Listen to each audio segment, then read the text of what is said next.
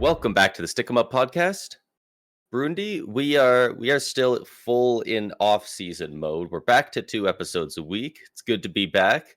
And we are already getting into the deep parts of the off-season where we are having to come up with some stuff for each episode. So for the vast majority of this episode, we have one breakout candidate from each team, or I guess two in some cases, because we each came up with our own list of 32 breakout candidates for each team in the NHL.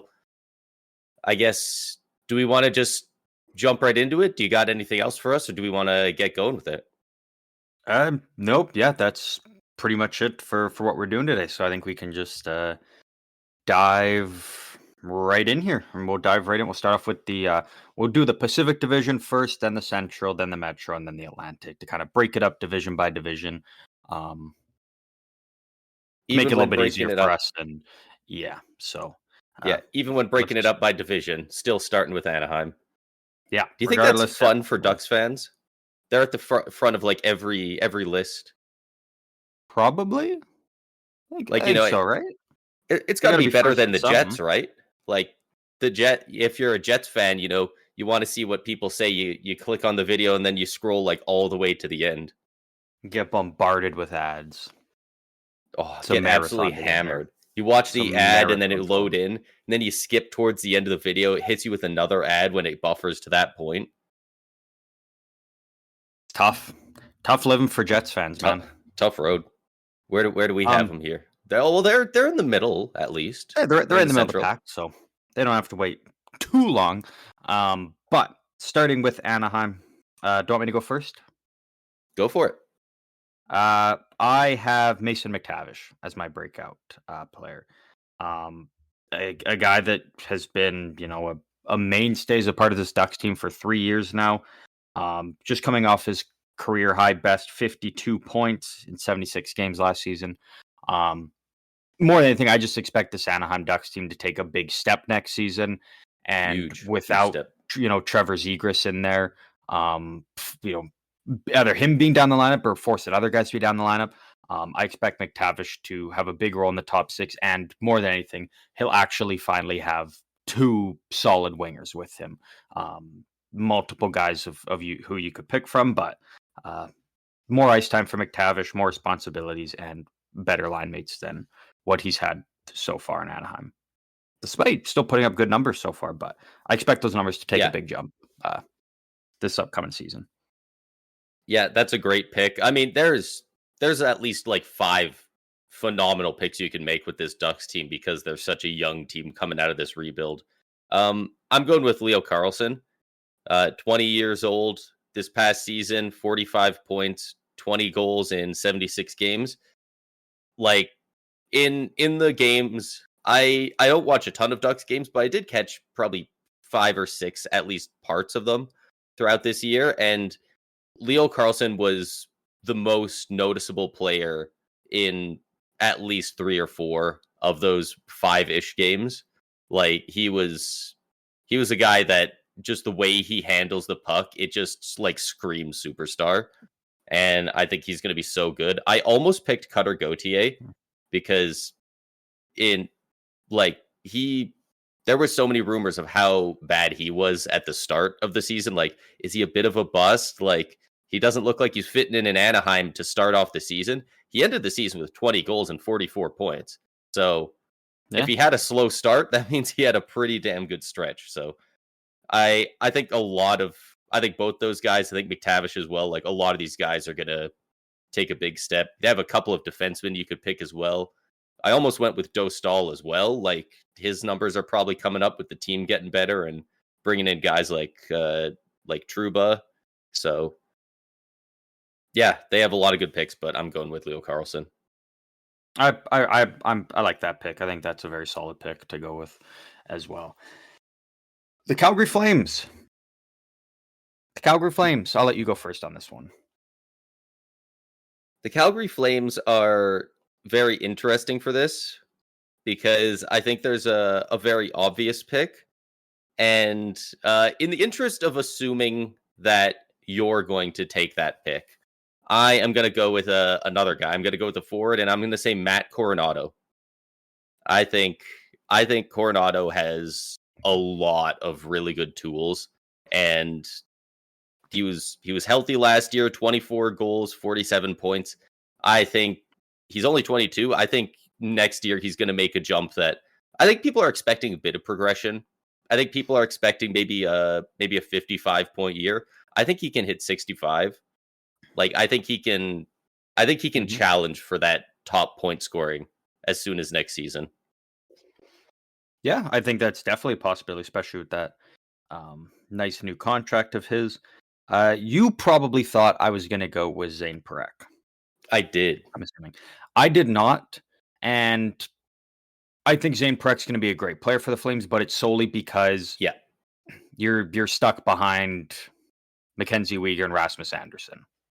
It's and it's going to be tough to jump over those guys in terms of um, ice time and getting more opportunities. Is it possible for him? Absolutely, but again, it's very tough when you're stuck behind two really great defensemen. So I They did both play not a go lot of the special teams as well. Like I yeah think Uyghur's on the penalty kill, and I think and power both of play. They're both of both them like might be on the power play. So yeah yeah, yeah. yeah, it's tough to So get a lot of oxygen in there. I didn't go with Zane Prek. I went with Morgan Frost. Morgan Ooh, Frost, not a very not a very good stint since coming over to the Flames. Halfway through last season, only 12 points in 32 games. Was really good defensively. Earned a lot of trust from the coach. Even was getting lots of time on the top power play unit and then in the top six. But the offensive numbers just weren't quite there, and I fully believe that it's just due to that. We see it happen with numerous players where mid-season trade and they kind of have a tough time getting their feet going and finding their place. But I expect with a full off season, full training camp, preseason, whatnot, Morgan Frost will come in this season and will definitely get lots of time on the penalty kill as expected because he was great defensively. But I expect the offensive numbers to take a big step for him. So I'm going with Morgan Frost. that's a great pick. I really like that one. And yeah, I think a lot of people underestimate how hard it is to, kind of uproot your life and move to a new place and play with a whole new system and team. So I definitely expect him to take a step. But yeah, I think the two guys we said, and of course, obviously Zane Perek, uh, are all going to take big steps for the Flames Yeah. next year. Next up, the Edmonton Oilers. There was not a whole lot to go with here. Could have maybe went with Isaac Howard, Matthew Savoy. I went with Kasperi Kapanen. Kind of a off the board pick, but this was a guy that did all right since being claimed off waivers by Edmonton last year. But in the playoffs, I think he really found his game with Edmonton and how he needs to play to be an effective player for them, and that didn't stop from the moment he got in the lineup. He just kept doing it and being a wrecking ball on the forecheck and winning more battles than he lost, and just driving to the net and getting some results. 6 points in 12 playoff games. I expect him to do the same and be a mainstay in the Oilers lineup, and I think he's gonna have a nice little breakout year. Maybe not to like the 44 points he had, back in his, uh, you know, what was that back in 2019.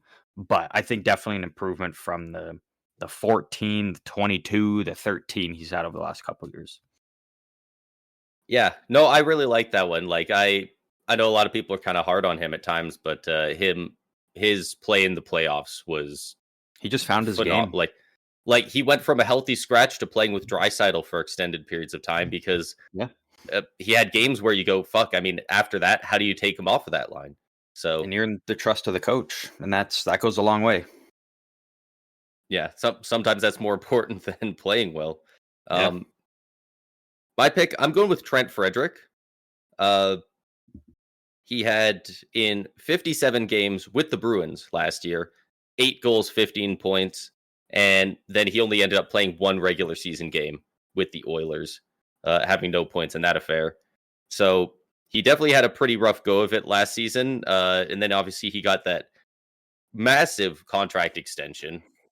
Eight was it 7 or 8 years? I think it was eight 8 years years. Yeah, at I want to say around 4. or high I think it was 3 3 mil, something, yeah. but he got a big contract, and he was the talk of the town derogatory in Edmonton circles for quite a bit there. But I don't know, just watching him play when he's healthy, obviously, just looks like a good player. Like, I don't hate Mhm. this deal as much as most people do. I don't think it was necessary to do the deal that quickly and for that long. They could have signed this, a month or two into next season if they liked what they saw. But I do think he's going to be a very solid third line center for them, and he could flex into the top 6 if needed with a couple injuries. So I'm hoping that Yeah. he can hit around the probably up to the 35-40 point mark. Yeah.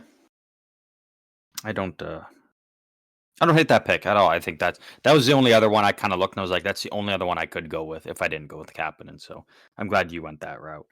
Yeah, I Um, was a little bit tempted to go for uh Jake Wallman and think that, like, because but the difference is he was good last season. I was wondering, like, is he going to take that even harder next step and, like, really solidify himself as a top 4, borderline top 2 defenseman on a team? But the thing I'm not is as confident with that he'll reach that upper level. well, and the thing with Jake Wallman, right? If you're projecting him, if anyone's projecting him to be a breakout player, you have to be talking about his defensive game because his offensive numbers were not the same in Edmonton as opposed to San Jose because there wasn't the power play opportunities. There wasn't, you know, at the end of the game when you're looking to tie it or whatever. Like those opportunities weren't there for him, and they won't be there for him because He's not you going to have Evan knock Bouchard. Evan Bouchard off of there. Exactly. So his defensive numbers absolutely could take a step, but in terms of offensive, it's not going to be better in Edmonton than San Jose. As crazy as that is to say, but it comes down to opportunities, and there was way more opportunities for in a team like San Jose as opposed to Edmonton, where they got their main guys that they've built up. Yeah. And 8 points in 15 games. It's not like he was a slouch offensively either. Yeah, He would no, like he would absolutely he not. would have to improve to a 65-point defenseman Yeah, for his offense to get exactly. better. Something like that. Next up, the LA Kings. I'll let you take this one L- first. the LA Kings. This one's interesting because they have a number of young talent that's really starting to break out kind of already. They've they've got a couple good ones. I'm very leery on going for. You know what? I'm going to do it. I'm going to say Brant Clark. Okay, No, that's who I have. I have Brant Clark as well. yeah, he had 33 points in 78 games last year. He finally got to stay in the NHL long term, like the whole season. And uh, I do believe, because he only missed 4 games with 78 played. I believe a couple of those were healthy scratches. I Yeah. don't think they were all injuries, because I remember he was held out a couple of times and people were kind of like, why are you guys doing this? He's been Well, playing good. Like, he was in the top 4 role at yeah, that point. and the biggest thing, right, is like you mentioned, 33 points in 78 games. Most of those points were in the first half, 2/3 of the season when he was getting lots of opportunities, but then, Four Nations kind of beginning of February, and then Drew Doughty's back. And it kind of pushed Brant Clark down the lineup. And so True, right. um Drew Doughty will be back full time next season, yes, but they did move on from Jordan Spence, which means that there's that spot now in the top 4 for Brant Clark to slide into. There will be a spot on the power play for Brant Clark to slide into, and obviously he's still got to earn that spot. It's not just going to be given to him, but those spots are open. He can earn them, and he can be a top 4 defenseman for the entire season. He can be a power play guy for the full season, and up until he got pushed down the lineup last year, he was taking advantage of those opportunities and was really effective. So I think it could be a very big season for him. Yeah. Yeah. Said it pretty good right there. The other obvious one, I think we should mention, since we both said the same one, Quentin Byfield. especially down the stretch of the season. He looked absolutely fantastic. 23 goals, 54 points in 81 games. Like, dude is coming into his prime.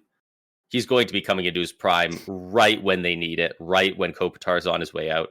Anze Kopitar, who uh, a couple of league insiders have said that he is not interested in an extension in LA or elsewhere.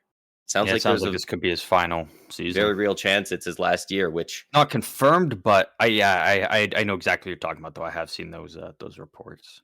yeah, and if that's true, I mean, holy crap. Like we might be like that's big end of an era last season vibes if we're going into Yeah, this season and Ovi, Anze Kopitar, very potentially Malkin are all looking to retire after this year, or at least yeah, leave the NHL. Like that's a huge changing of the guard. it would be a massive switch. And Um, Crosby's probably going to put up another 90-point season. yeah, Crosby's still got years left to play. He's the kid to us. Next up, the San Jose Sharks. Couple guys could have gone with on this team. Mine's pretty simple, pretty easy, and lots of it makes all the sense in the world. Yaroslav Askarov. The only goalie, fun fact, that I picked throughout this entire breakout player, and pretty simple. He's, in my opinion, the best rookie goalie out there in hockey now. Now that Dustin Wolf is no longer I a was going to say, rookie. because he still counts as Um, a rookie, right? yeah, yep. So he'll still be eligible for the Calder and whatnot. But pretty simple. He's going to be coming in as a again like in a Dustin Wolf situation, a rookie where the crease is kind of his.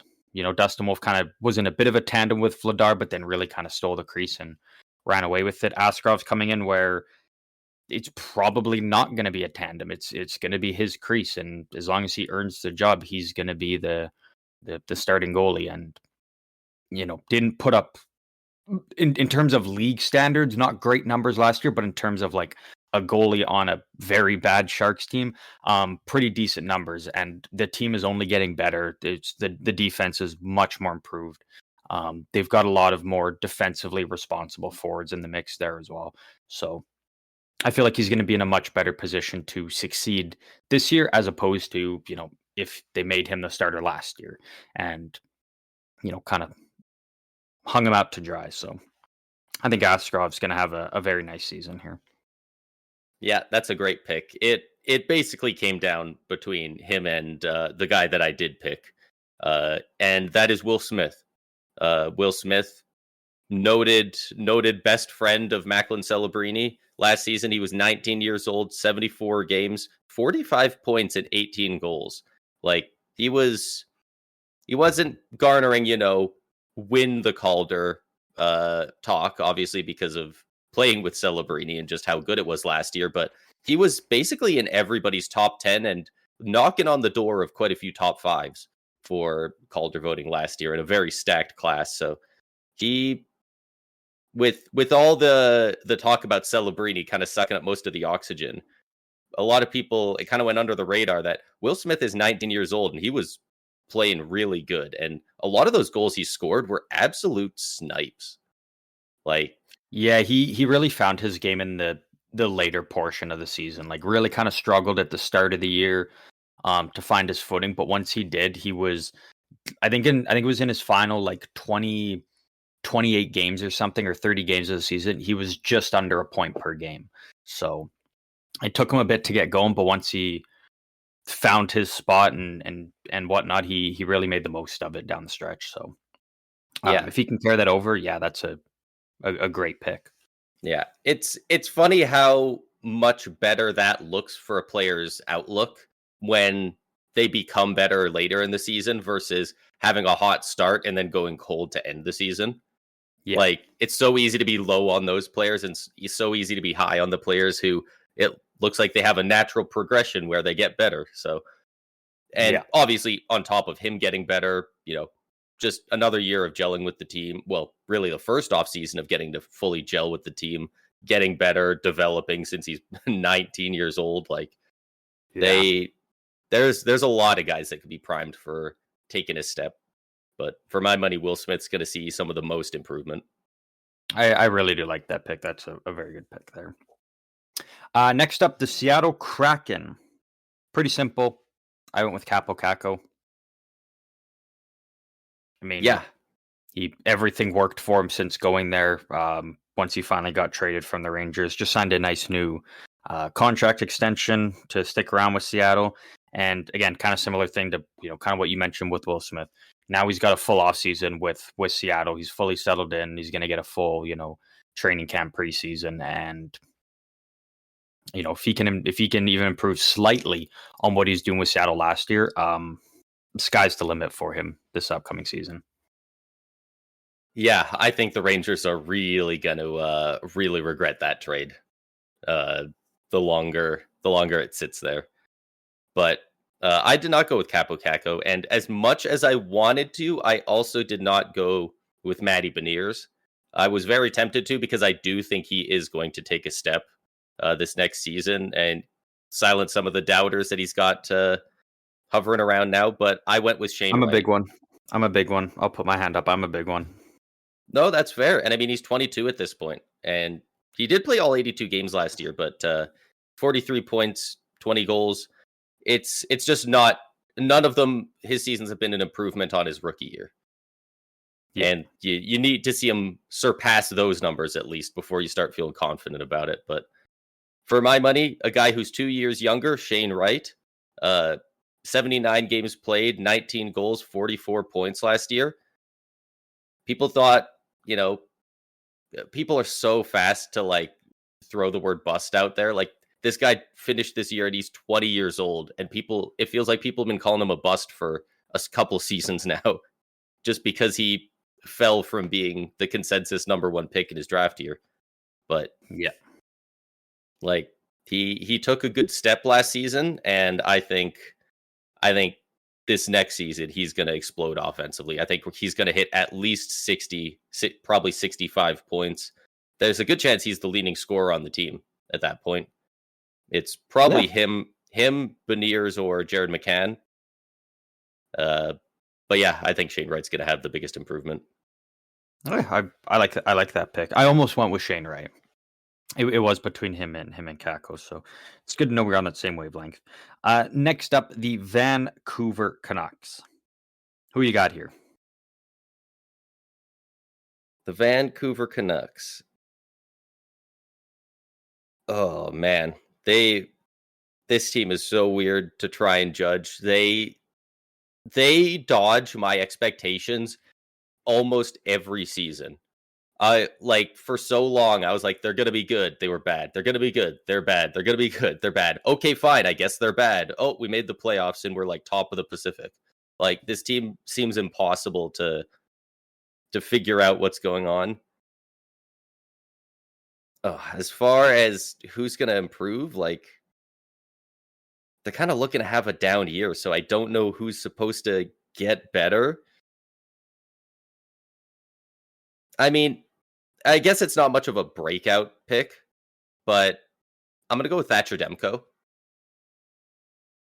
Like, it's more of a rebound year, I would say, for him. But I think he's one of the guys most likely to have a big improvement over last year. Obviously, he had a lot of time injured last year. In the games he did get into, he didn't have phenomenal numbers, but I do think Demko is still one of the premier goalies in the league, and hopefully he can kind of bring it back, especially with his health, and show people why Vancouver gave him that big contract when there's all these question marks around his health.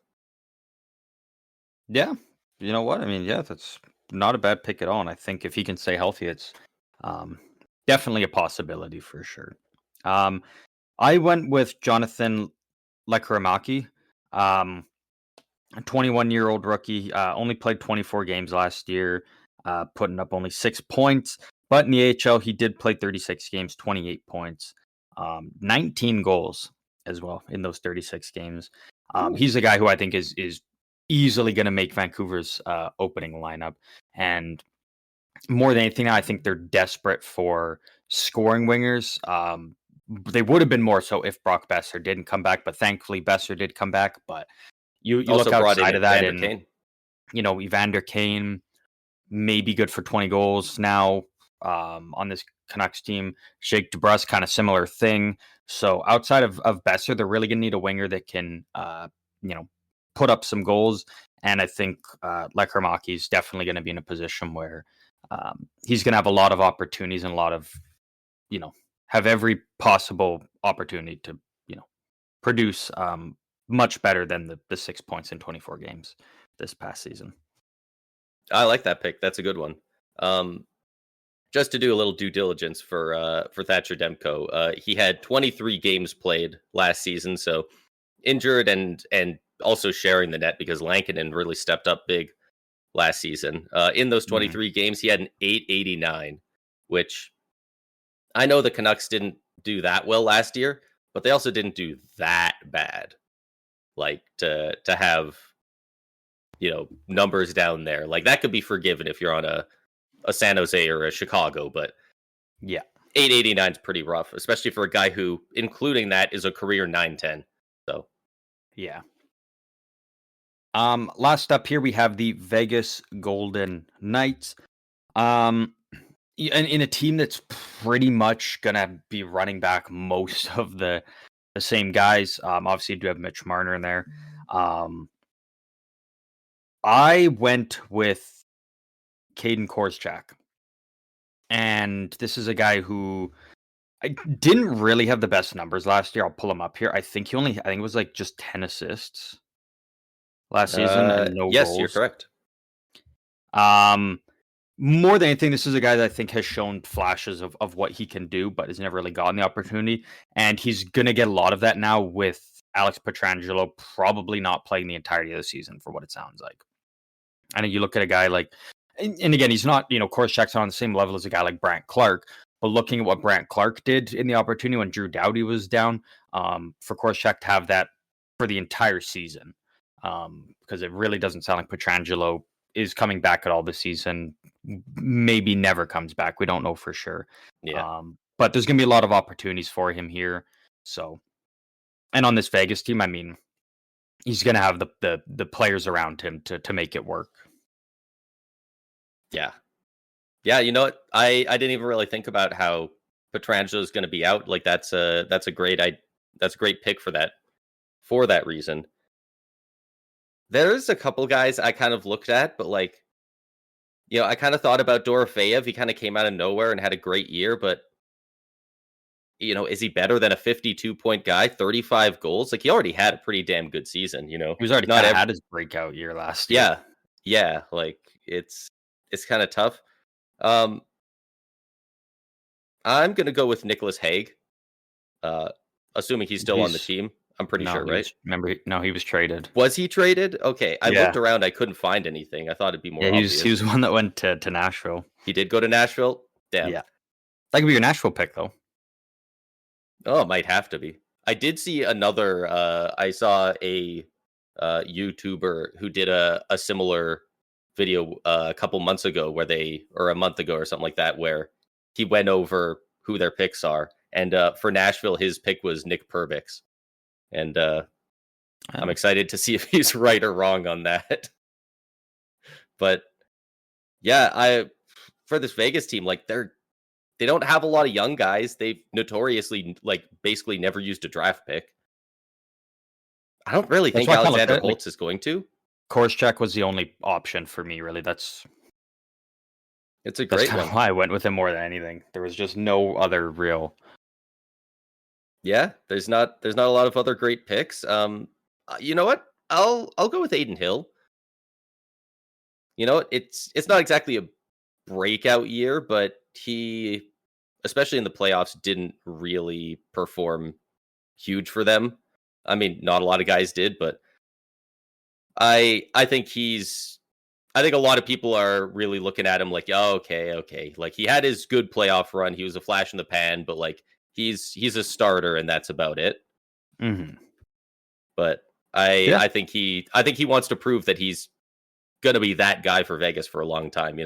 He's been trending down the Mhm. past 3 seasons, a 915, a 909, last year a 906, which 906 is not bad by any means, but, you know, for a team as elite as Vegas and a phenomenal defensive team, no less, uh, I wouldn't be shocked if he got back up to around 915 numbers. Yeah, I don't hate that pick. Um, so that wraps up the Pacific Division for our breakout players for this upcoming season. Next, we have the Central Division. And we're starting off with the Chicago Blackhawks. Braden, I know we don't have the same player. I'm pretty sure I know who yours is. I'll let you go first here. Well, I don't know if you know this, but Pat Maroon actually retired last year, so my pick got taken off the board. Uh, but for this one, there's there's a couple defensemen you could go for, and maybe that's Quite what a you few. did go for.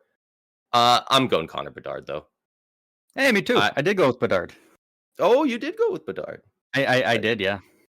They had yeah. so many guys. I thought you were gonna go with Nazar. Oh, you know what? I probably should have, honestly. He's I probably gonna really have. thought that's who you were going with. You know what? I'm gonna swap. You're right. I'm gonna swap my answer to Frank Nazar. I think he is gonna have a bigger improvement than Bedard, but I do think Bedard is also gonna take a huge step. I think those two guys are both gonna see a huge improvement. In Nazar's case, his points are gonna at least double. I would Yeah. suspect. He only got into 53 games last year, 12 goals, 26 points. So that's 1 point under half a point per game, and he looked like a demon out there in down the stretch. I think having a Mhm. full off season to gel with the team, Bedard's only getting better. He's only getting better. They made quite a few additions in the offseason as well. I think I think basically everyone around that top six is going to have a lot more points this season. Yeah, Well, I maybe mean, maybe not Ryan Donato. I don't know if he's improving on 62 points, but yeah, that might be a bit good for him. tough. Yeah, I went with Connor Bedard, and it's and you know, you look at it in impressive numbers so far. Like rookie year, 61 points in 68 games. Last year, 67 points in 82 games. But the biggest thing is, you know, he was coming into the league, and it was like he's the next Connor McDavid, the next, you know, Sidney Crosby. All this hype around him, and you know, now you're looking at it like a year later, basically, or a year and a half, and now there's a legitimate debate of like, is Celebrini better than Bedard? And that, even as a Sharks fan, never thought that was even going to be a question. But it's on the table, and people are kind of split. I don't think people are necessarily leaning one way or the other, um, in terms of the overall population of people and their opinions. But the fact that it's that close is like, damn. And The fact Bedard that it's not a obviously is not. laughable conversation is like, Yeah, damn, something's going wrong there and for again, Chicago. nothing against, you know, Celebrini as a player, fantastic player. It's just there was so much hype around Bedard, and again, good numbers, Like but when you're Bedard was compared talked to about like these other Crosby, guys, but like yeah, he's the next Crosby, but he's got Austin Matthews shot. Like yeah, he came in with a crazy amount of hype around him. and it's not that Bedard's a bad player or anything. It's he hasn't had a good team around him. He really hasn't been given the opportunities to succeed that some of these other guys have. But I think now he's going to have a better talent around him. I think he's going to have more opportunity to succeed and improve on, you know, 67 points he had last season. So there's no reason he shouldn't be a point per game guy next year. And Yeah. an And 82 and 82 probably should be even higher. And you know, third year in the league now, I think it's about time we see Bedard have a full breakout season and hit that 30 goals, hit that 80 points, and we're like, all right, yeah. now we're starting to see it. And I think what the front office is doing is going to be a huge part of that too, because last offseason, you know, they brought in Teravainen, they brought in Bertuzzi, stuff like that. But like it was guys for Bedard to play with, but they weren't trying to improve the team, you know? They were still like, let's get one more high up draft pick. We're not going to improve. Let's just get Bedard some guys to play with. But the team outlook still looked bleak. What they did Yeah, this offseason, they're trying to take a step now. They're actually trying to move forward. And I think that'll just bring the whole team up, including Bedard at the top of that. yeah, And 100%. Yeah, Not for nothing, he's getting compared to guys like McDavid and Crosby. Crosby comes in the league, he's got a 1 year older than him Malkin with him already. Yeah. McDavid comes in, Draisaitl's already been drafted for a year. Like Bedard comes in and he hasn't really gotten a guy who's, already there, even if those guys obviously weren't established when their respective franchise icon came in. Like, they Yeah. still had kind of the future there. It's been a question mark with Bedard of who's going to be the guy, who's going to be the 1-2 center punch, who's going to be the winger. So, Hmm. Yeah. Can't be Ryan Donato forever. Moving on here to the Colorado Avalanche. I went with Sam Malinsky. I just, kind of similar to a Coors check. I think he's just going to get a little bit more opportunity this next season, and they really don't have anyone else. So I really didn't have much to go on here with this Colorado pick. So I'm not. Yeah. Yeah, it's They kind of a got tough their team, they got their guys, and they're running with that core. They don't really need to have anyone have a breakout season. They just need their top dogs to keep doing their thing. And Malinsky, 15 points in 76 games last year. If he can get up to that 25, boom, breakout year for him. Yeah. Yeah, I think that's one of the better picks you can make on this team. There's not a lot of options. I'm going to go with Ivan.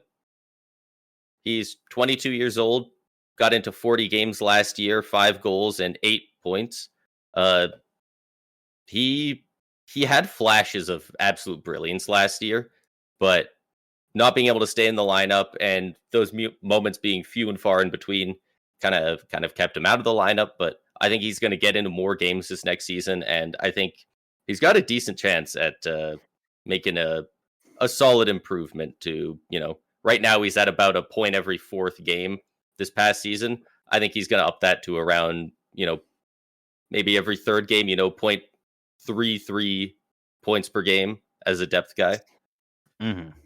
Yeah. And great goal scorer. It doesn't jump off the page, but I remember I was shocked looking at his stats because Tampa absolutely dominated the Avs this year in the regular season.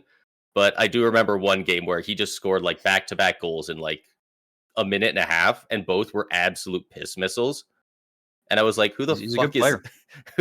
I didn't know he was good. I thought we were all just making jokes because his name is Ivan. But like, no, he has a great wrister. So I expect to see him hit at least double-digit goals next year.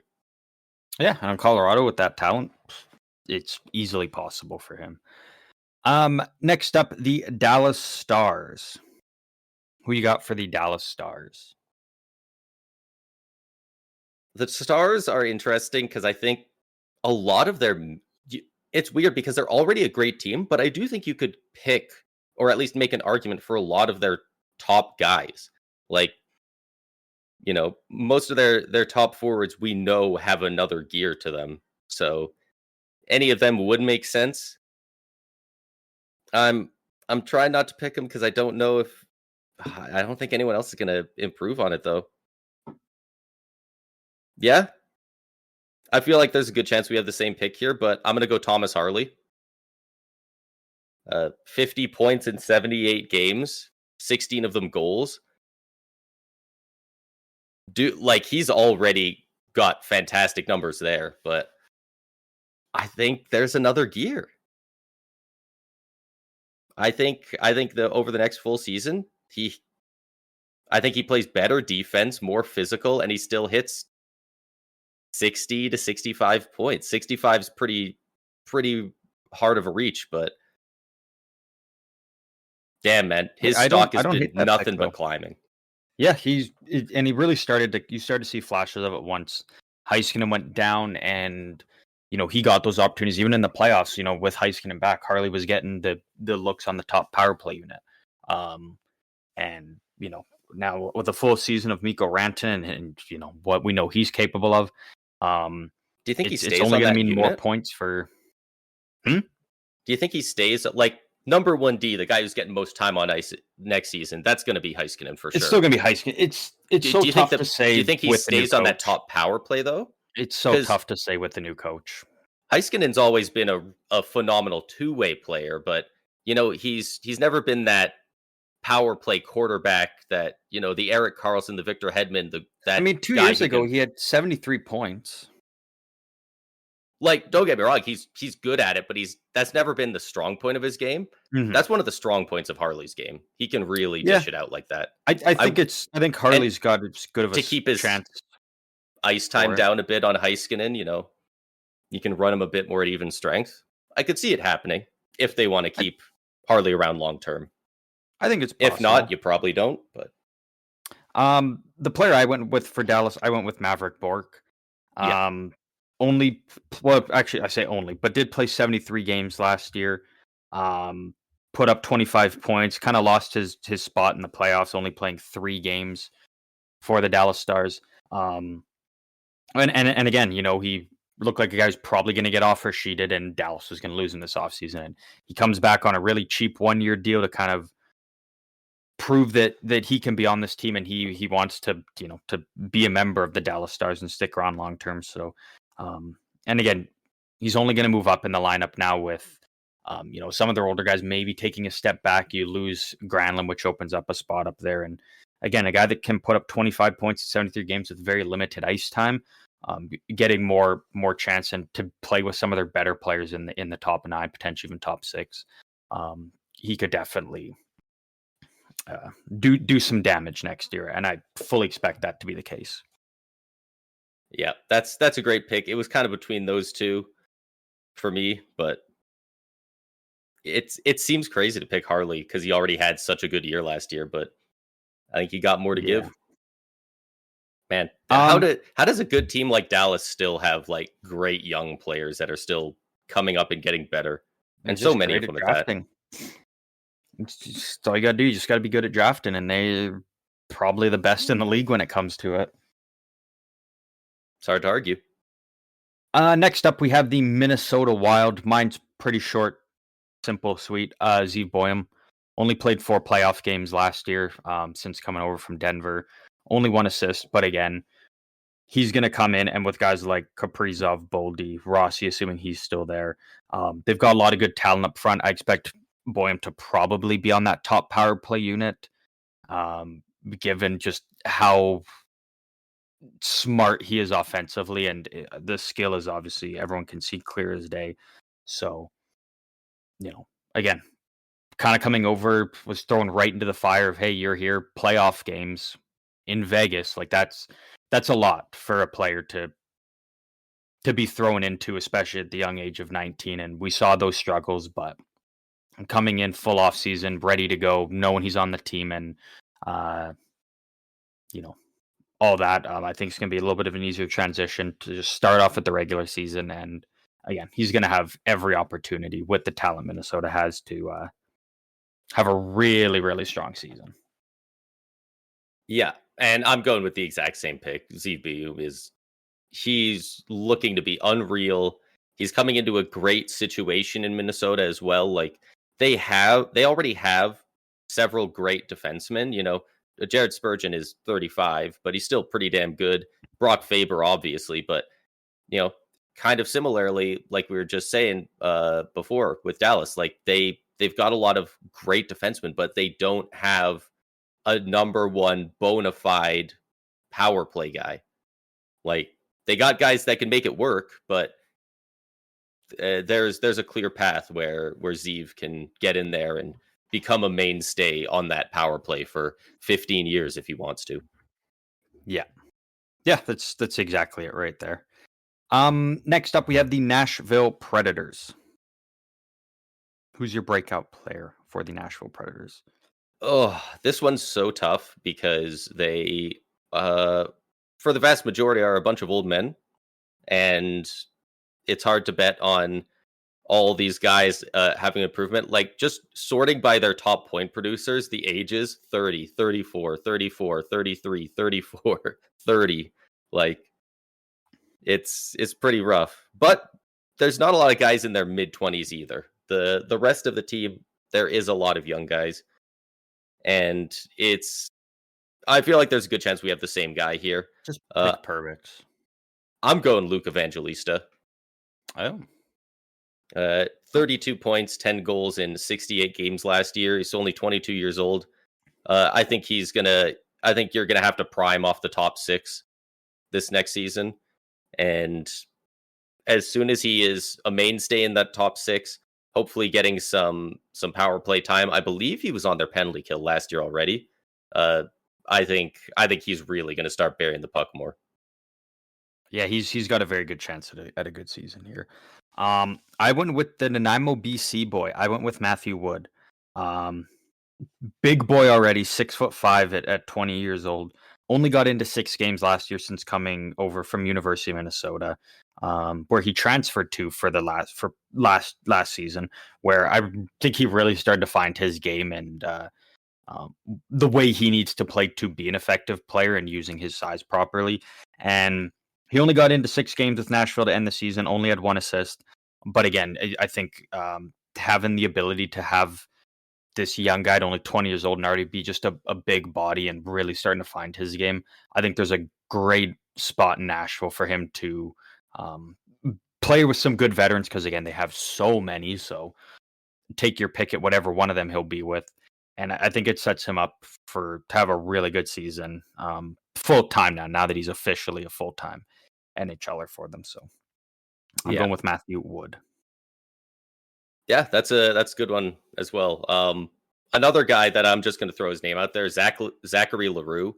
Um, I'm not a huge fan of the guy. He's kind of known as being a big old meathead, but I mean, 62 games, 5 goals, 15 points. I definitely think that's going to improve as well. He was Yeah, getting I more think and there's more a couple chances guys on as the season went. Nashville. Next up, we have the St. Louis Blues. I'll go first because it stays on the same subject. From Nashville, I'm going with Matthew Wood's teammate from the University of Minnesota, Jimmy Snuggerud. Only played 7 games in the What regular such a season last hockey name. year. That's such a quintessential hockey name. It really is. Um, 4 points in 7 regular season games to end the regular season, and then 4 points in 7 playoff games. I thought he was just a beast, an animal, and you know he was one of St. Louis's more noticeable players in the playoffs. And to come into that as a rookie, only having 7 games of NHL experience, kind of just getting your feet wet in the league, and to have the impact that he did in such a short amount of time, especially in the playoffs against a great Winnipeg Jets team, the President's Trophy win Winnipeg Jets. Um, I think there's a big opportunity in that top 6 for Snuggerud next season, and whether he's playing with Robert Thomas or Jordan Kyrou, he's gonna have a great center to ride along with. Yeah, that's a great pick. Honestly, I forgot that he was so young and hadn't been in the league for that long because, yeah, he looked like a guy who had been around for at least 3 or 4 seasons in the playoffs. Like he looked damn good in that Jet series. Hmm. Um, I'm going to be going with Jake Neighbors. 82 games, 22 goals, 46 points. I think that's just scratching the surface. I think he probably hits 55 to 60 at least this season.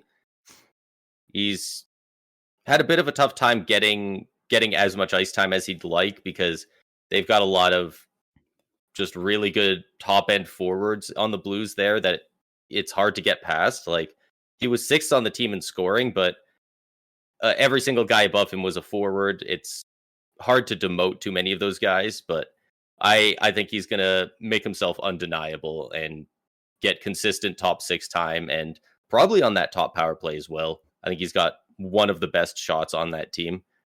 Probably not quite as good as Kyrou or Burchnevich yet, but he's knocking on the door of maybe the 3rd best shot on the team at this point. And I think that Yeah, goal total specifically is going to go up a go good up. amount. Might hit 30. Yeah, another player that I'll throw out there that I think is going to have a great season as well is Dalibor Dvorsky. I think he'll be a full timer this season, and again, they got a bunch of good young players. Their retool was absolutely flawless.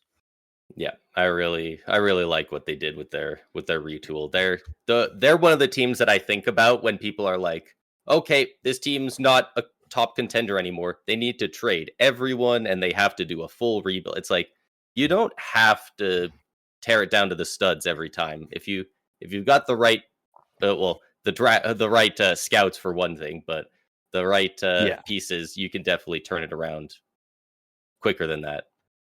Yeah. We got 2 teams left in the Central here, right? Utah. The Utah Mammoth. Now. Utah Mammoth. I'm still seeing so many stats. Like, it's the offseason, right? People are just sharing whatever stats they can find. And I'm still seeing all the Utah Hockey Club logos. And maybe it's because that's what their logo was last season, but Mhm. uh, you know, I'm just excited to see see their new logo, the Mammoth. Like, it's a good logo, and it's also not the hockey club. Yeah. Just way better. Um, not a whole lot to go off here, so I'll keep mine short and sweet. Dmitry Simashev, 0 games played in the league, 0 points. Coming over from the KHL, just a big defenseman, 6'5", 207 currently listed. He'll probably be even a little bit heavier come the start of the season. There's a big spot for him on that blue line for Utah, and again, kind of like what I always say in this league nowadays, with these bigger guys knowing that skating is important. Whereas back in the day, look when Char came into the league, it was you're big, but then it was like, okay, shit, you actually have to work on your skating, otherwise there's no room for you in this league. These big players know Yeah. that. Simashev's going to come over, and again, if you're a 6'5" defenseman and you can skate, you're bust proof. You're going to have a long career in the league. And in terms of how is his game going to translate from the KHL, I'm not too sure. But um, again, when there's an opening on the blue line for this big boy to come in, I fully expect him to make the most of it. Yeah, no, I really like that one. Basically, all he has to do is come in and put up 1 point, and there you go, breakout season for him. Yeah, Because there you he's go. got nothing so far. So New career high. Yeah, and it makes sense that you would go with a rookie on this one as well, because this team does not have a ton of great candidates. They have a lot of guys that I could see some improvement, but like none where it's like this guy's really going to jump off the page. Like, they had quite a few career years last year. Pretty much all of their top point scorers, at least the forwards, were having career seasons, and a lot of their guys that would have been great picks, like Josh Doan, they moved on from. So it's kind of tough. It's a bit of slim pickings. They even moved on from Maselli as well.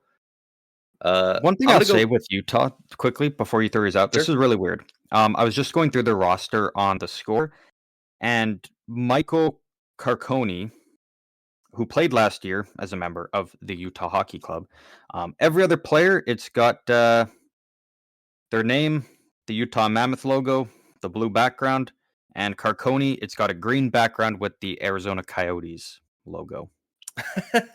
Don't know why, but you click on it, it says Arizona Coyotes left winger. So, Buddy's Damn, just stuck in the past. damn. He just can't move on. Um, Just want to throw that I'm out there. The Coyotes still live on somehow. oh hell yeah. Hey, someone's got to keep the dream alive. I am gonna go with Lawson Krause. Uh, 27 years old, 81 games played last year, 12 goals, 18 points. I definitely think he's a guy who can hit around the 30-point mark. The depth on the team has gotten a decent bit better than last year. That's going to push guys down. I'm pretty sure Krause was playing on the third line pretty consistently last season, sometimes in the top 6. And I think he's just going to be playing with better teammates. He's going to be a bit better. And I think there's a good chance we see his point totals jump. Yeah, I like that pick. I think that's a fine ass pick right there. Wrapping up the Central Division, we have the Winnipeg Jets. Braden, who do The you got here for Jets. the Winnipeg Jets? Oh, the Jets. I'm looking to see if there's anyone else other than my first pick, but I don't think so. I feel like we got the same guy because I was looking. I was like, kind of only one. I think. You know what? There's 2 of them. I am actually gonna choose the latter. I'm gonna go with Brad Lambert. He only made it into 5 games this past season, 1 assist. That's it. 21 years of age. Very recent draft pick of the Jets. I think he's going to get into the vast majority of games this next season, and I think he's gonna show why they covet him so much. Like he's kind of been one of their top prospects for a while, since the guy that I assume you picked stopped being a prospect. But I expect him to hit 25, 30 points at least on a very good Jets team. Okay. Who's the other guy you were thinking? I was going to go with Cole Perfetti. Yeah, Cole Perfetti is who I went with. Yeah. Already 222 games in league, so he is a good established player. As a part of the Winnipeg Jets now, 50 points in 82 games last year, 18 of them goals. In the playoffs, 13 games played, only 6 points, but huge goal to tie that game 7 late with only 1 second left. That was clutch. Already got a little bit of a clutch factor in him. And again, more than anything, without Nikolai Ehlers, there's a big hole to be filled in that top 6 on the wing. And whether Cole Perfetti slots in as that, second line center, or he's on that wing, he's going to be in a good position there. And again, he continues to just get better and better each season. And as this Jets team gets better, as he gets better, it's a perfect mix. So I'm expecting Cole Perfetti to have a nice breakout year and really cement himself as a core piece finally of that Jets team. Yeah, all the reasons I just about went with him, but I saw Brad Lambert on the list, and I was like, you know what? I think there's a good chance that he takes a bit more of a step than people are expecting. Yeah, and that's definitely on the table. I would not be surprised by that. Next up, we have the Metro Division. Yeah, starting off with Carolina Hurricanes. You got your pick? Because I know mine. Yeah, I got mine pretty simple. Alexander Nikishin. Ooh. I mean, good pick. It makes sense. He's coming over as one of the best defenseman prospects. Incredible numbers over in the KHL. Really didn't get much of a chance with Carolina, but again, you now look at them and Brent Burns is gone. Maybe Gostisbehere stays on that top power play, and if not, Nikishin can easily slide in there and I think make magic happen. So he was my slam dunk pick. Well, not slam dunk because I almost went with Jackson Blake, but he already had a really good year last year. That was like, man, everybody was already talking about him. So yeah, I'll go with Nikishin. I was also very close to going with Jackson Blake, but I ended up going with somebody else in one Logan Stankoven. 21 years old. He got traded mid-season in the Rantanen trade last year near the deadline. So he only got into 19 games with the Hurricanes, 5 goals, 9 points. Do they have his playoff numbers here? Because I believe he played pretty damn well in the playoffs, but 5 goals, 8 points in 15 playoff games. Yeah, like not too bad for an undersized 21-year-old. So his shot is so impressive to me. I really think he's a guy who could hit borderline in his prime, like 35, 40 goals. I don't think he's going to hit that this next season, but I think we're going to see a good improvement. I think he's going to hit 50, 55 points next year. And I think they're probably going to be pretty even on goals and assists. So I think he's going to fit in absolutely fantastically in Carolina. Yeah. That's a very good pick, that one. And yeah, I think Stankoven's primed for a really, really solid season coming up here. Those 3 guys we mentioned, it's so crazy they have those, like, that level of young talent coming through with the great roster they already have. Great roster, no superstar yet. I'm standing on that stance I said back in the playoffs, and it held true. Holds true now. Love to be proven wrong, but until that happens, I stand by it. I stand on my 2 feet proudly and say, Carolina does not have a superstar player. That's their biggest weakness. Good team, though. Still a very good team. But, I mean, at a certain point, how many borderline elite players does it take to win a cup without that superstar? Like, considering they got dog walked by Florida. They're 3 They're three guys on the third line. They might all have arguments to be top 6 players on most teams. Like, and Yeah, but they lost to Florida, but I mean, also who didn't, right? yeah, it was more so the fact that they got like embarrassed by Florida. Was the biggest thing. Who didn't? Like, well, Tampa put up a decent fight. Toronto did. Edmonton kind of did. Like the Carolina one was like the damn the damn factor there. Yeah. But we can keep moving on. Columbus Blue Jackets. I have Adam Fantilli, guy who keeps improving year by year, and we're just kind of waiting for that. Where we know he's going to be a point per game player at some point. We're kind of just waiting for that to happen, and I think this is the year where we get really close to that for Adam Fantilli. His numbers last year. What did he produce last year? 54 points in 82 games. And was a +4. Pretty rad. 31 goals, 23 assists. There's no reason he can't be a 40-goal guy next year and 75 to 80 points. 40 and 40 for 80 points in 82 games.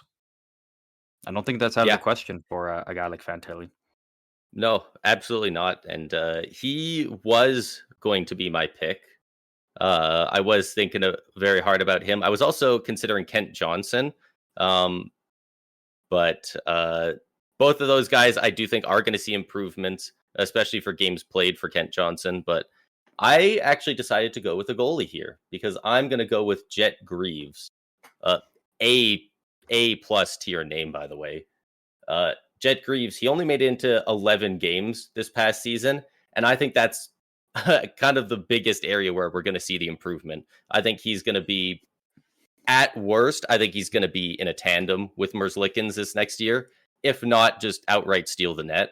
Because in those 11 games, he had a 938 in those 11 games. He was absolutely fantastic. A 1.91 goals against average. Like, I expect those numbers to come down, obviously. I don't think he's going to put that up. He'd be winning the Vezina and the Hart. But I think we're still going to see very respectable numbers on a middling Blue Jackets team, a playoff hopeful team, and he's going to have a lot more games played to make the save percentage look a lot nicer as well. Yeah, I that's a great pick. I think that's definitely the goalie of the future in Columbus, and you know, there's no better time for him to steal the net and steal that starting job than this upcoming season. And if he can even do an ounce of what he was doing last year, yeah, it's wide open for him. Yeah, he's got into games in 3 NHL seasons. So I just listed last year. The year before that, he only got into 9. He had a 908, so still pretty good. The year before that was his first game. He only got into 1 game that year, and he got absolutely shelled for 46 shots, and he put up a 939. Yeah. So guy's got the talent. The talent is there. You know, not a lot of games, but the games he's got in over a 3-year period, he's still got a little bit of a track record of being pretty good. So, yeah, we'll see if he puts it together. Next on the list here, the New Jersey Devils. And no, you cannot say Andre Palat. I give up. This team's impossible.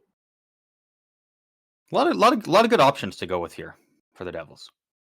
There really is, and it's hard because there's a lot of options, but also, at least on defense, there's quite a bit of a logjam for guys who are trying to break out, and there's not quite the room for them. Yeah. So there's a couple of different picks that you could go with. Oh, my gut wants me to say Luke Hughes, but I just don't think that's right. I just don't think that's it. I'm gonna go with Simon Nemec.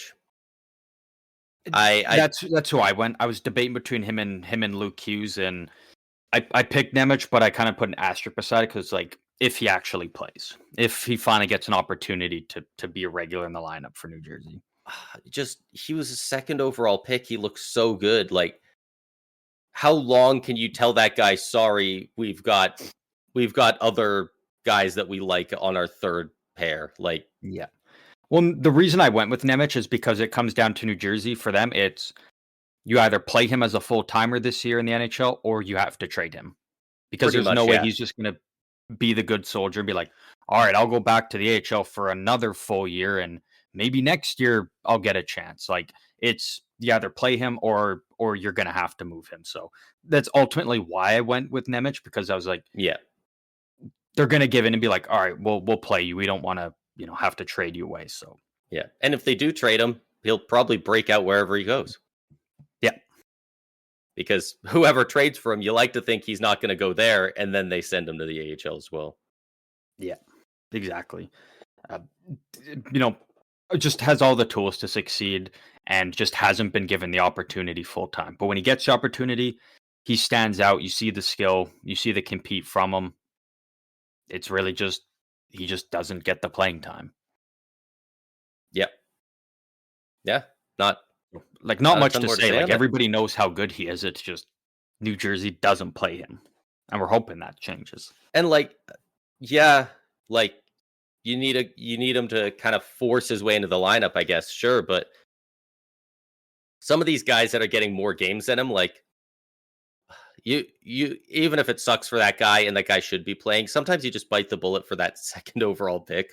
Like, I like these guys, but Kovacevic, Brendan Dillon, Siegenthaler for half the season, like those those are guys that you scratch over a guy like Simone Nemec, even if it's just in the name of development. Mm-hmm. Problem is no team wants to be in that Edmonton situation. Like I clowned on Edmonton nonstop, being like, "Wow, congrats! You're in the playoffs and you had $10 million in cap sitting in the press box." Yeah, It's one of those things for New Jersey. It's not really scratch one of them for Nemec. It's move someone else out, yeah, and then. yeah. Ideally, they should be doing that. But we'll see what happens there with New Jersey. Next up, the New York Islanders. Do you want to go first here? If you have one in mind, you can go. Okay. I went with Emil Heineman, coming over from Montreal as part of that Noah Dobson trade. 23 years old, in a limited role with Montreal. 62 games played, 10 points or 10 goals. Sorry, 18 points. Only a -6, and I think this is a guy that the Islanders have a very good history of making work. You look at a guy like Simon Holmstrom, who a lot of people thought that was kind of a bad pick by the Islanders, a bit of a reach. He's now turned out to be a really good two-way player and just an absolute beast on the penalty kill. And I expect Heineman, a very similar player, only it sounds like he's just a bit faster. And if you're telling me, hey, we've got two players, exact same skill and everything, but one's faster, I like the one that's faster. Again, don't know if that's entirely true, but from everything I've read, that's kind of the case. So, Tardy be putting up decent results on a Montreal team with a limited role. Probably going to get a bigger opportunity with the Islanders. And again, they have a great history of making it work with these types of players. So I think Heineman's poised to have a nice, solid season with the Islanders. Like nothing crazy, nothing special, but enough to be like, yeah, he's a great third liner. And that's all you need Yeah, him to be. You don't need him to be a top six. You don't need him to be this 67. I mean, if he becomes a 60, 70 point guy, incredible, but you don't need that out of him. You just need a very solid third liner, yeah, and you're yeah, cruising. yeah. I really like that pick. I think a lot of people thought he was a bit of a throw in that trade, Yeah. but The Islanders knew what they were getting in him. yeah, they got a good player on top of the two first, so that was good work by them. I am gonna Your go boy, with Matthew Darsh. yeah, true. I really like what the Islanders are doing. I think they're on a good path there going forward. Uh, I am going to go with Maxim Shabanov. I almost did. I was so close to. Yeah, I kind of figured there was a good chance you were going to. He he looks like he's going to be really good. I don't know if he's going to be in their top 6. He's probably going to have to prove to get in there, but I think there's a good chance that he does end up in there.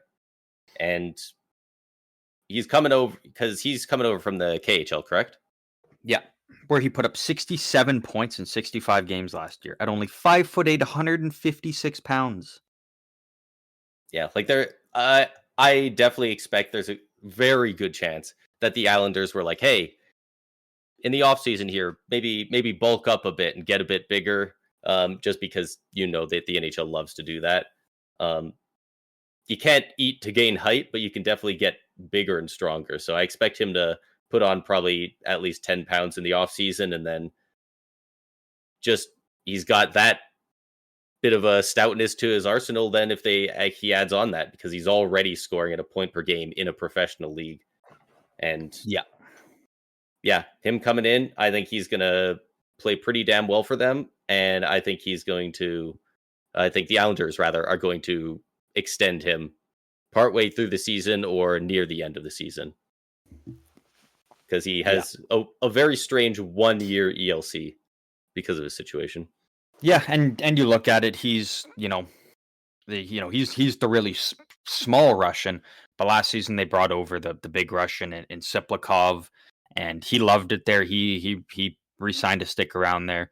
You've got guys like Ilya Sorokin, Varlamov, so they've got a good group of Russian players within that organization. Even Alexander Romanov, who just signed an 8-year extension.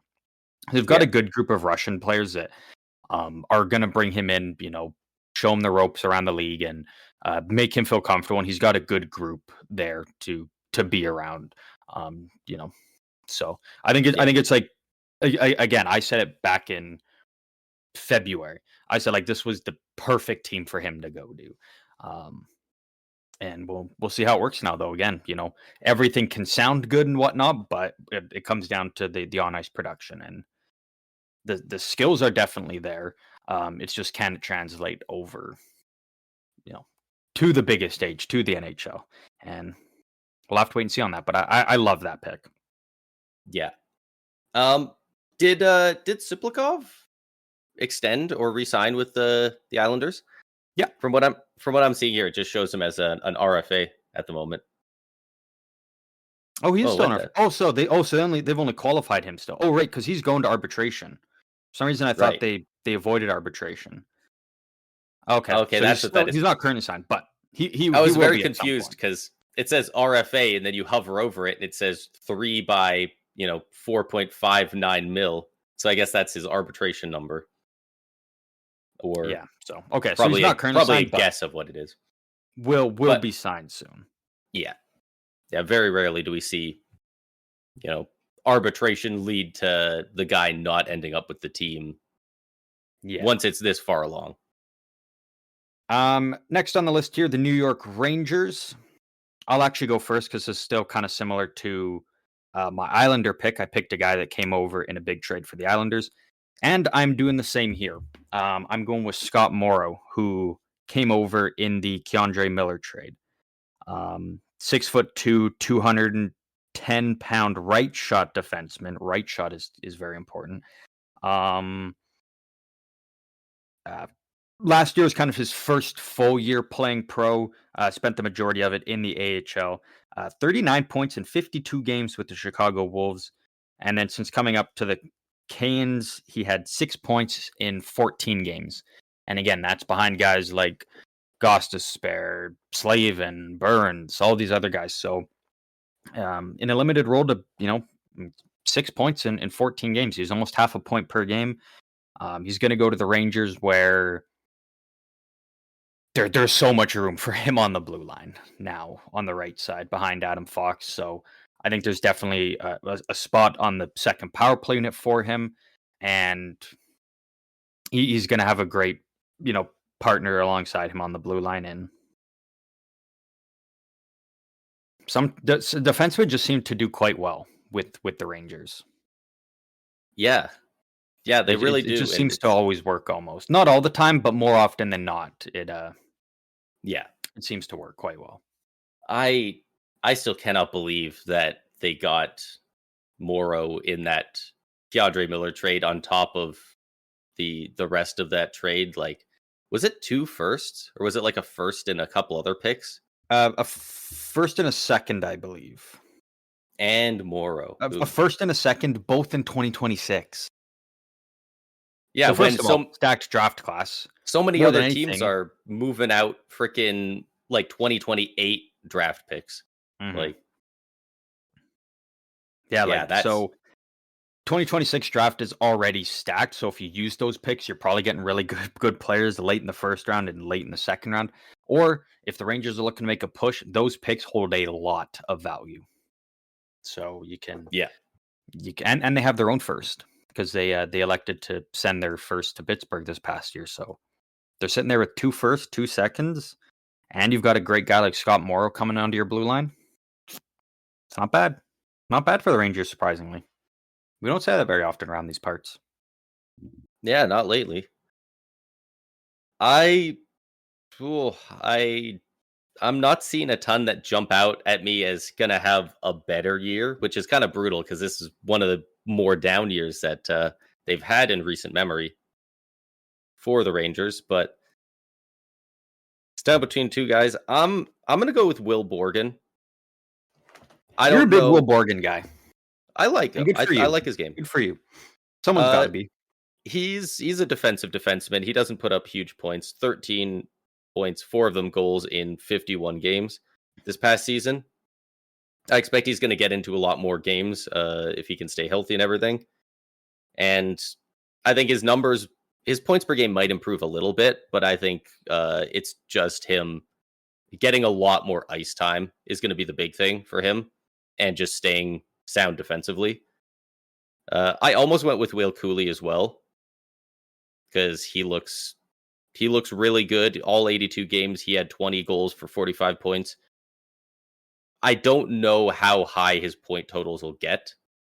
So I'm not sure if he's really going to improve much on last year, but hell, if he puts up another 20 goals for 40 points, they they'll love it. They'll love it for the Rangers. Yeah, I like that pick. Will Mhm. Borgen, good pick. The Philadelphia the Flyers. Fly- the Flyers.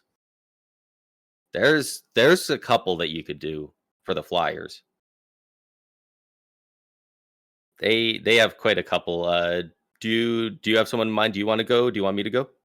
I think we have the same guy for Philly, probably. I I think we got the same guy. don't know. Because if I pick this guy and you don't, we're gonna have a problem. Because you're a big fan of this guy, and I've been very critical on him. I went with Trevor Zegras. I'm I looking went at with your boy stats Trevor from Zegras. last season. He's not there. I was like, is he just thinking Michkov? Like, I was looking at the stats last year, so he wasn't on the list. I mean, yeah, if we're picking the guy who's most likely to, or who we think is probably going to, I'm gonna Come go on. Zegers as well for Yeah, sure. jump on the bus. Yeah. I I do mean, think there are quite a couple other guys we can mention as well, but yeah, it's Zegers has there been put in a is, great spot here. but like Zegras is a guy that like we kind of saw his breakout season a couple years ago with Anaheim where Two of them. 81 games played, 65 points, and was like, damn, all right. And then injuries and then down to 15 points in 31 games. And last year, 32 points in 57 games. It was like once he and yeah, he still kind of dealt with injuries, but once he came back from that, bad injury that held him to only 31 games, um, the team had already kind of just moved on from him. They're at a point where it's like, all right, you've now got, They really did. Troy Terry's an absolute stud. Frank Vetrano's making noise. You've got Mason McTavish. You've got Leo Carlson. And last year you had Cutter Gauthier. It was like, it was almost just kind of like he got injured and the team kind of moved on without him. And then he came back and it was like, Yeah. oh yeah, we still have you. Oh shit, what do we do? And going to Philly, there's going to be so much opportunity for him in that top 6 with great talent. He's back with his best buddy Drysdale, where the vibes are going to be so much better for him in that sense. where again, people are like, oh, 90 points for Zegras. Does that happen? Like, in my opinion, no, but there's no reason he can't be a 70 to 80 point guy this next year on this Flyers team with a Michkov or Konechny or, well, those two, probably, if he's going to be putting up those kind of numbers. But again, he's going to be in a great spot. He's going to be back to being the guy, which is where he excelled in Anaheim. Yeah. He's going to be a play driver, and he's got guys that can finish and can also are smart and all that. It's just it's the perfect spot for Zegras. Yeah, It really is just the perfect team for him to go to. Not only do you need that ice time and those higher skill teammates or line mates rather to be playing with, but you also like he's a guy that very, very openly, you can see it in anything he's in. He loves the spotlight, and being relegated to the third line, like, not that's got to take a lot of it out of him mentally and emotionally, on top of getting less chances by nature of being demoted. But like, I think, we saw, he was on the cover of an NHL game. He did that crazy move based on the movie Dodgeball in the All-Stars competition the one year. Like, he loves when all the eyes are on him, very clearly, like the lacrosse goals and everything as well.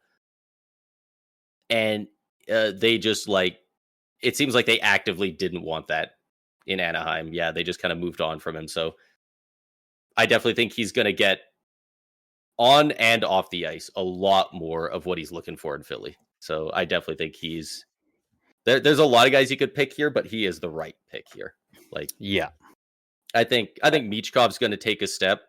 I don't know how much more. He already hit 26 goals and 63 points last season. I was going to say, so for like Michkov to have a breakout year, it's got to be like 85 points. Yeah. Because he already just had such a great season last year that, I mean, I guess it kind of, goes back on what I said about Bedard, but it's also at the same time, like, Bedard was supposed to be the next Connor McDavid, Sidney Crosby, just come in and just, like, torch the league from day one. Yeah. And more than anything, it's just because he didn't have great teammates. But hey, still, I stand by what I said. Yeah, and there's even, like, I'm just going to go through a couple more of them just because there's so many. Like, Tyson Forster's only 22, put up 25 goals, 43 points last year. He might lose a little bit of ice time to a guy like Zegras, but I think he probably still ends up in the top 6. Owen Tippett, we know, is absolutely incredible. He only put up 43 points and 20 goals last year. Like, this is a guy who can hit 40 goals. I can't believe Owen Tippett's 25. I thought for sure he was like at least 28, 29. Like, he's been around for so long, it feels like. Still a young lad. But yeah, he's still at an age where he could easily be improving, and last season was clearly a down year for him. So I think he could definitely get back to what he's used to. And then, as well as a guy like Jamie Drysdale, a year older, the team around him's getting better. The vibes are certainly going to be better with both Torts gone and with Zegras coming in. I think that's going to be huge for Drysdale. And even a guy like Cam York, I expect he'll probably take a good step as well. Yeah. Like, they've got a lot of guys poised to have career years. Yeah. Moving on, Pittsburgh Penguins. I went with your boy Rutger McGroarty. Not a whole lot of guys with Pittsburgh, especially in kind of in that they're the one team in the league that's like kind of actively, I think, trying to tank for a top pick next year. And so I'll go with McGroarty, where very good in the AHL last year, 39 points in 60 games in his first year pro. Only getting in 8 games with the Penguins, but he did have 3 points. And on a team, again, that is actively looking to tank, I think there's a good spot that they might put him. He'll have a spot in the top 6 where you play with some good talent up there, get better, learn from them, and then you're part of the next core that they're going to start to build up.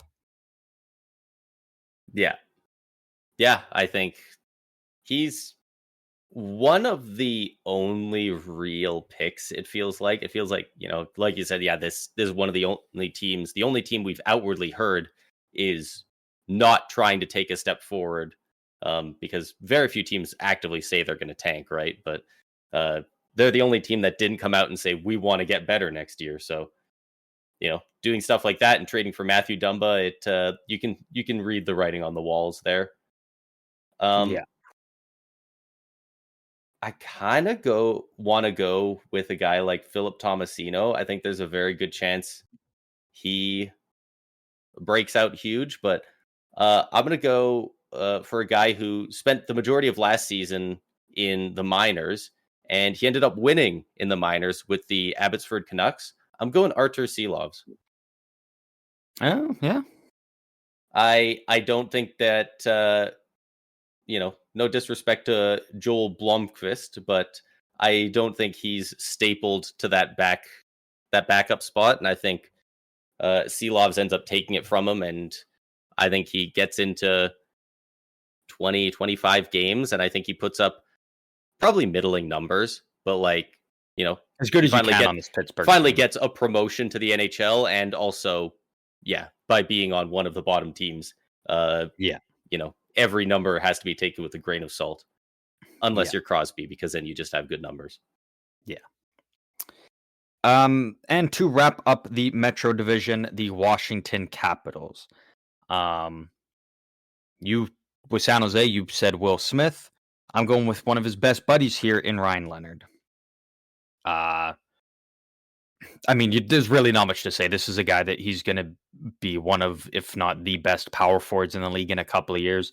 And we've already seen how easy the transition to the NHL was for him, and how he could hold his own in those big playoff games. And again, he's going to be coming in now full off season, full training to be just a full pro. Doesn't have to worry about classes or anything. Like, his focus is just on getting bigger, stronger, faster, and ready for the upcoming season, where he's going to be on a good Washington team again. And I think they're definitely going to put him in a spot to succeed, because he is the future of this team. He's probably their captain down the line. This is going to be the guy that they mold their team around, even though he's a winger. Like they did it with Ovi.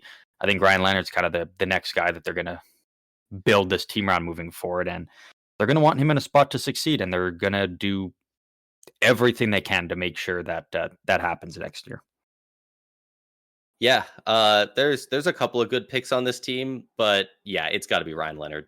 Like Some are just too obvious. That's like, it's got to be that guy. it really does. And I don't know how much higher than 30 goals, 66 points Alexi Protas gets, but he's only 23. I could see him taking a step.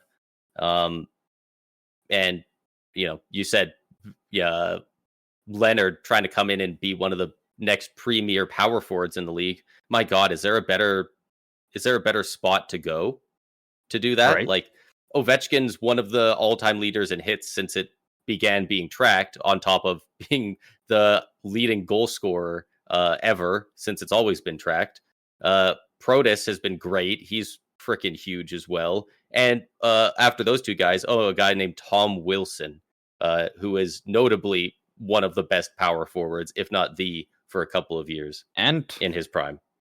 Don't forget Pierre-Luc Dubois as well. Yeah, like who if they want him to be the went next back great to power 66 forward, points. Like he has so many guys he can learn from, and he's going to be playing with at least one of them. Whether that's on the first line, second line, potentially even the third line, like he's going to be playing alongside one of these guys. Yeah, and that just sets him up for so much success now and long term. Yeah, he's walking into a great situation, like tailor made for him. One other guy I do want to shout out, because I think there's a good chance he takes a decent step. And where'd he go? Where'd he I go? don't see him. Who is it? Anyway, Where'd he go? It was Rasmus Sandin. I think Rasmus Sandin is gonna take another step this next season. I don't know how many chances he'll get to, run a power play or anything. They obviously still got John Carlson, and even then Jacob Chikrin's probably next in line. But Rasmus Sandin is damn good offensively, while being no slouch defensively either. He played all 82 games last season, put up 30 points, and it feels like he's been around longer than he has because he's only 24 still. Yeah. So I think that's another good one to shout out. But that is all of the teams in the Metro. So we are It is down all to the the teams final. in the Metro. We are We're now down to the final division. we are heading off to the Atlantic Division here to wrap it up, and we are starting off with your favorite team, the Boston Bruins, Boo. the Bees. Boo. I went with a guy that I know you're very high on. You talk about him every chance you possibly get, Matthew Poitras, and you know, 2 years ago, 33 games played, 15 points. Injury that kind of ended his season. Then last year, 33 games again, only 11 points, but he played 40 games in the AHL where he had 41 points. So, and we know that Boston's there's a lot of open holes in that forward core now next year, and there's a clear spot for him to come in and be on the team again this year, and I think spend the entirety of the season with the Bruins. I don't think he goes back to the AHL, and yeah, I think he improves on 15 points at least. Yeah, I wait, 15 points in the AHL or the NHL? In the NHL, his rookie year, 15 points in 33 games. Oh, I think he improves on that. Yeah. Yeah, I'm going with Poitras as well. There's just no one else. There's literally just no one else. Like, there's a couple guys that I kind of considered, guys like, John Beecher or Cole Koepke, but I don't know how much they improve, and their stats were not very inspiring last year, and that's with them starting the season really hot. Like, they were like, that was their fourth line, Kastelik, Beecher, and Koepke, right? And they were like all a point per game, hovering near a goal per game for the first 8 games of the season. And then they all ended with 17, 11, and 14 points by the end of the year. So they clearly did not produce for the rest of the season, so I didn't want to go with them. Yeah. But Poitras, only 20. It seemed, and the sky's the limit with the depth that this team is lacking. So the sky's kind of the limit for him. Yeah, I'm right there with you. Buffalo Sabres. The Buffalo Sabres. Who is your breakout player? Oh God. I mean, there's plenty of guys you could pick, but this team also, it's exhausting talking about the Sabres. I really hope they make the playoffs eventually. Just ever. I hope. There's some goalies, there's some forwards, there's some defense you could go. There's a lot of guys. I am gonna go with Zach Benson, though. I think he's really gonna take another step. I mean, he already had a pretty good year last season. He was only 19 for it, and he put in 75 games. He had 10 goals for 28 points. So he almost hit 30 before he hit 20 years old. So I definitely expect he'll at least hit 45, probably. Mm-hmm. There's a good chance if he gets a lot of opportunities, he jumps up big to 50, something like that. Mm-hmm. Yeah, no, I quite like that pick. I'm going with the defenseman. I'm going with Michael Kesselring. Coming over in the JJ Peterka deal. Last year with the Utah Hockey Club, 82 games played, 29 points, was a +4. I just think, even though maybe Buffalo's not going to be as good of a team as Utah, I think he's set up in a better position because he's either going to be alongside Rasmus Dahlin or Owen Power, I'm assuming. And getting to play alongside one of those guys, and they still have great forwards. Like, it's not like Buffalo's a bad team. It's just the results suck. They just can't win. So I think he's going to have a lot of talent around him.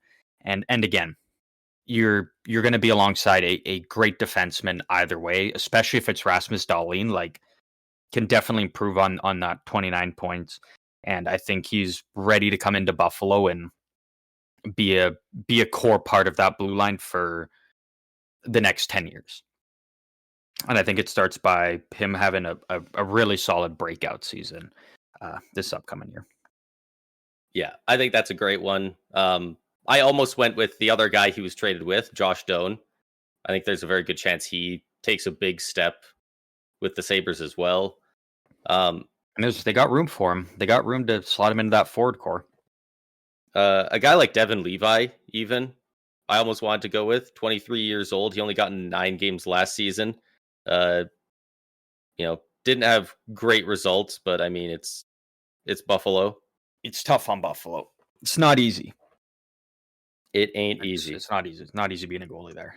They got a lot of guys that could take that step. It's just, do they? Yeah. Like they just, like, all their scorers, like, they score a lot of goals. They have a lot of impressive point totals through their stats last season. It's just they find ways to lose games still. It truly is impressive how they continue to find new and impressive ways to lose. So hopefully they can string together wins and don't go on like a 13 game loss streak. Yeah, they always have one. Hopefully they can avoid that. Yeah, that's what always kills their season. Yeah. It might have been more than 13. Like, it was like almost tied the record, wasn't it? I'm not 100% sure, but it's Buffalo, so it wouldn't surprise me. Who do we got next? Next up, we got the Detroit Red Wings. I'll go first to keep this short and simple. The obvious pick, it's Axel Sandin Pellikka. If you have paid any attention to hockey over the past couple years in prospects, you know he's one of the best defenseman prospects, especially in terms of just pure offensive skill. And that's what Detroit desperately needs, and especially on their power play. So he's going to come in and probably get the same opportunities that a guy like Lane Hudson got. And look at what Lane Hudson did. Probably doesn't put up like the same amount of points as Lane Hudson. Like, I'm not saying that, but seeing how easily Lane Hudson got promoted to getting all these opportunities because he was so good offensively, there's no reason that Sandin Pellikka can't get that same nod in Detroit. Yeah. And Detroit, very notoriously so, they love to take their time with these prospects. They do not rush these guys. They make sure that they can get what they can out of them. So I'm very excited for him to come in. I've been excited for him to come in for a bit now, and I was almost surprised that he didn't really get a look last season. So I think that's a great pick, and I could go with that one as well, but it's between two guys. You know what? I'm going to go with Marco Kasper. He had 19 goals, 37 points this past season. He's only 20 years old. Good young forward. He has a really good shot. Like, he had more goals and assists last year. I think he's going to be... You're not going to be able to get him out of the top 6 anymore. I think he's got a stranglehold on that. He's going to be potentially on the very top power play. I don't know if there's quite room for him there, but he'll definitely be on the second one, if not. Mm-hmm. And yeah, he's already been very impressive at 20 years old, and I think he's going to take another step. I almost wanted to go with Mo Seider, just because I think he has another gear, and he's been hovering around that anywhere from 45 to 55 points the past few seasons. And I think he could jump at any moment, but it's hard to tell when with a guy like that. So yeah, they got a couple of guys that could make a jump next season. Do you think any of their young goalies come up? Probably not yet, right? No, they just brought in John Gibson. You still have Cam Talbot. Did they move out? It's probably another year of development for their young goalies, and then you bring there's no need to rush them. Yeah. Well, there's especially a little bit where Detroit there's is a little right bit. They do need to get into the playoffs at some point. Yeah, but it's not like you're going to bring up one of these young goalies and they're going to carry you into the playoffs. Like, yeah, you have John Gibson, who's still a very good goalie. Yeah, The best goalie they've had in however long. Yeah, that was a great pickup.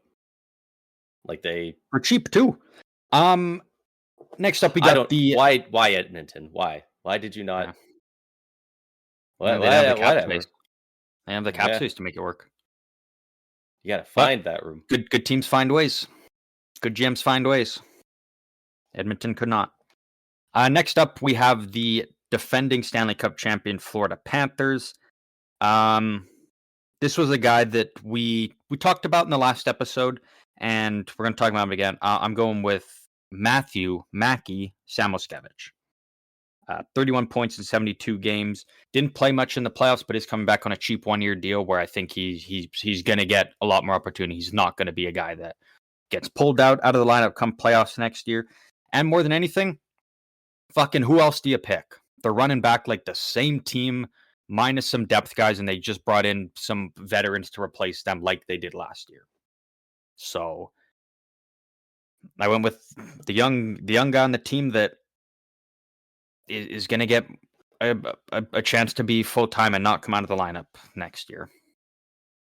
Yeah, All I yeah. could go off of for them. No, it's a great pick, and it's really one of two picks that you can realistically make for this team. I went with the other one. I went with A2 Luosterainen because he got into 80 games last year, but he actually only put up 9 goals for 24 points, which isn't bad, especially for a third liner. But if they're keeping the lines together for the playoffs last year, that means he's getting to play with Lundell Marchand. Yeah, I can't see him only putting up 24 points over a full season. Yeah, that's also a very good running pick. that back. So very good pick. I think he's going to be leaned on a lot for defense. So he's not going to be put in a ton of offensive situations, but I think he's going to excel in those and then find some more points still. Yeah, he managed to put up some great points in the playoffs. Like at one point, he was third in even strength points, only behind McDavid and Draisaitl. So basically, he was first. Yeah. Next on the list, we got the Montreal Canadiens. Who do you got?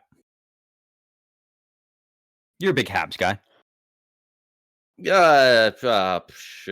Who could say? They have quite a few different guys that you could pick. They have some fun picks you could make. I'm going Ivan Demidov. Yeah. Like, yeah, sometimes there's just a right answer. Like this guy could. They just had Nick Suzuki put up 30 goals, 89 points in all 82 games. Great outlook for the Habs, by the way. Suzuki, Caulfield, Hudson, Gallagher, Jake Evans, Dvorak, all those guys played all 82 games. Newhook, like a lot of their important players, all 82. Very healthy, which is huge. But yeah, for Demidov, like those are the stats Suzuki put up. Demidov could be their top scorer next year, and I wouldn't be that shocked. Like he looks that good.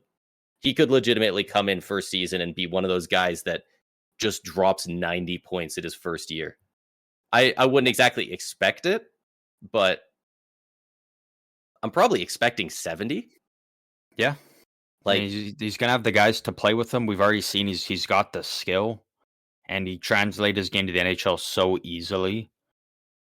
It's definitely possible. Yeah, and in the game, regular season and playoff games he got into once he came over, he looked like the best player on the ice for the Habs in most of them. Yeah. Maybe not every moment, but he was, he kind of looked unbeatable at times. So considering he's so young, like there's a lot of teams that are kicking themselves for passing on him because they thought he wouldn't come over this soon. Yeah. How old is he? Is he 19? Yeah. He's 19. Good Lord. Yeah, for literally all the reasons you said, that's my pick too, is Ivan Demidov. Next in the Atlantic, we have the Ottawa Senators. Do you want to go first for the Senators, or do you want me to take the reins first here? You can go first if you got someone. There's a couple guys could go with for Ottawa. I went with the newcomer coming over the trade deadline. I went with Dylan Cousins. It's a guy, a former 30-goal guy Oh, back in the 22-23 season. 31 goals, 68 points as a part of the Sabres. And then those numbers have just taken a dip. The following year, 47 points, 18 goals. Last year with Buffalo, prior to getting traded, 31 points, 11 goals. Since going to Ottawa, though, in 21 games, 5 goals, 16 points. So it's a guy that everybody was high on at one point, and then kind of fell out of love with him in Buffalo. And I think going to Ottawa and just a change of scenery and a fresh start for him is exactly what he needed. And it's a perfect spot for him. I don't think Dylan Cousins was ever necessarily meant to be this first line center stud in the NHL, but he is a outstanding second line center and did that perfectly as a part of the Senators and full season there. They've got great wingers that he's going to get to play with. Um, and again, I think he's just in the perfect spot where he doesn't need to be the guy. He just has to be one of the guys. And it worked. 16 points in 21 games. Over at full 82, what's that put him about 65 or so? I'll something like probably that. go on the upside of even higher, being fully settled in there. So I'm expecting Dylan Cousins to have another breakout year, I guess you could say, and really show people that, like, yeah, he's a very good player in this league. No, I really like that pick. That's a good one that I really didn't think of too much. Um, there's a couple of guys here that I could definitely see taking good steps. As crazy as it sounds, like Brady Kachuk really could. He made it into 72 games last year, so he only missed 10. He only had 55 points and 29 goals. Like, as far as, there's a lot of leadership and physicality and stuff, but the scoring definitely does leave something to be desired for a guy clearly his caliber that can do more.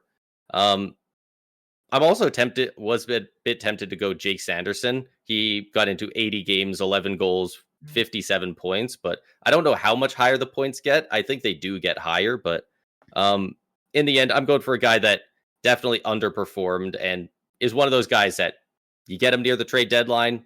They just needed some more time to acclimate to the team, and that's Fabian Zetterlund. 20 games, 2 Yeah. goals, 5 points. Yeah, he's going to score a lot more than 1 point every 4 games for the Ottawa One, Senators next year. you look at Fabian Zetterlund, right? When he was with the New Jersey Devils, 45 games played, he had 20 points. Got traded to San Jose, 22 games played, only had 3 assists, no goals. The following year, 82 games played, 24 goals, 44 points. It's kind of like when we talk about the guy like Morgan Frost. Like with some guys, it's a mid-season trades are tough. Yeah. And to just be picked up from a team, shipped off somewhere else and kind of just thrown right into it can be tough. You're trying to, play your game, but you're also trying to learn a different system. You're playing with different, teammates and whatnot. Like it's so much. And his first full season with San Jose, it clicked. And rough first stint with Ottawa, but again, his first full season with the Sens, it could click, and he could be a big part of that team, 100%. Yeah. That's a very solid pick. Yeah. I saw that and I thought there was a good chance you were going with him, but yeah, I really like those picks. I think they are the two most likely to take a good step with them. Yeah. I can't imagine it's this next season, but does Carter Yakimchuk look like have they said what he's doing? Do we know if he's like going back to junior? I'm not too sure. I guess he could be going down to college now, right? I'm not too sure what With the the new play is rules. for Yakimchuk. I think they're going to give him again in preseason every opportunity to make the team, and if he makes it, he makes it. If they feel like he's still a year away, then they feel like he's a year away. Because it looked like he might be ready last preseason, and they ended up not making it. So a whole year later, if he's still not ready, it's he's going to be getting antsy. The team's probably going to be getting antsy to see him make that jump. He was So only drafted a year ago, though, right? Like, oh yeah, it's just one of those cases of like, I think the player really. I think after he performed well at least in a lot of people's eyes, notoriously scoring the one very highlight reel goal in the preseason. I think he really wanted to get in the NHL, and he took his lumps, got sent down. If he does again, I think he'll be really. It might start annoying him, but that's on him. And then if you're Ottawa, you say, all right, fuck you, see you later. Like, well, that's how you lose the prospect. But defensemen take longer to develop, and Ottawa's already got good defensemen. If you bring in Yakimchuk and he does all this great offensive stuff, but gets killed in his own end all the time, you're like, then I guess for Ottawa, you got to go to your defenseman. And, yeah, he's only 19. I think there's, like look at a guy like Sam Dickinson, on San Jose. There's a good chance he makes the Sharks team, but also like, San Jose is just trying to develop guys. They're not trying to win, but with defensemen, it just takes a bit longer. It's a lot different from forwards. Look at all these goalies. Dustin Wolf, what was he, 23 when he finally made it? Askarov, 22. All of Detroit's guys. Sometimes you got to just take your time with them. But for Yakimchuk, the offensive skill is there and whatnot. It's basically, did he clean up his defensive game enough? And if he did, yeah, absolutely. There's no reason he shouldn't be on the Senators team. Yeah, but it's just what levels, I guess, is he at when he comes into the preseason here? Yeah, it'll be. I have high hopes for him, though. I have high hopes for him. I think there's a good chance. I think he at least gets into some regular season games to start it. Like, I don't think they give him just the preseason. I think give him like a 9-game stint and see if he can do it. And I think I think he probably will. For my money, I think he's really talented.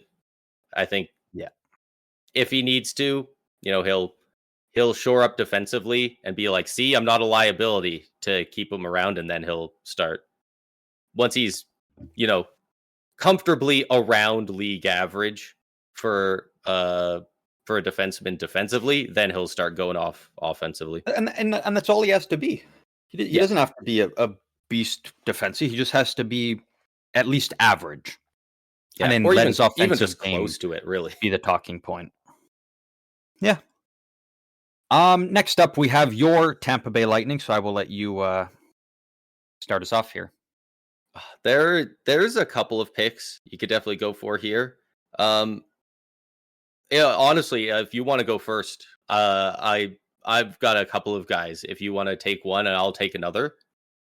Like, okay. There's a couple. There's 3 main ones for me. Mine's pretty simple. Connor Geekie. 52 games played last year, only 14 points, but did have a stint in the AHL where he did put up 20 points in 24 games. This is just a big, strong centerman who, again, with these bigger guys, sometimes it's a little bit tougher for them, especially if, as a centerman, if your skating isn't quite up there yet. But again, from what we've seen from him, the skill is there. He can make stuff happen. I think now that he had his, first full season playing pro, got some time in both the NHL and AHL. I think there's a clear path for him with this Tampa team, and I don't see any reason why he can't be at least a 35 point to 40 point guy on this team. And you take that and you just continue to build off it with him. Yeah.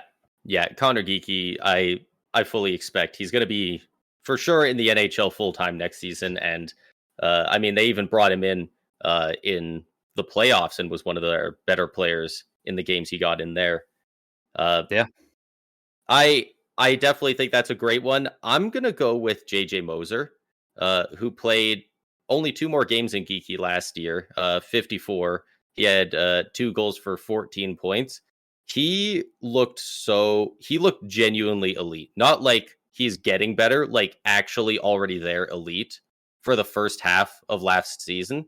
And then he had his injury in the game against Calgary. And I'm not exactly sure what exactly it was, but it was some sort of ligament tear in his knee, I believe.